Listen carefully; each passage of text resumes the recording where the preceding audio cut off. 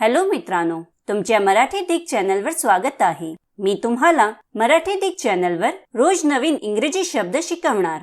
तर चला वेळ न घालवता आजच्या व्हिडिओमध्ये शिकूया इंग्रजी शब्द। कॅन्डल। कॅन्डलचा मराठी अर्थ मेणबत्ती होत आहे। कॅन्डलला आपण वाक्यात प्रयोग करून बघूया। पहिले वाक्य आहे We lit a candle as the light went off. दूसरा वाक्य आहे They organized a candle march. तीसरा वाक्य आहे The candle had set the curtains on fire.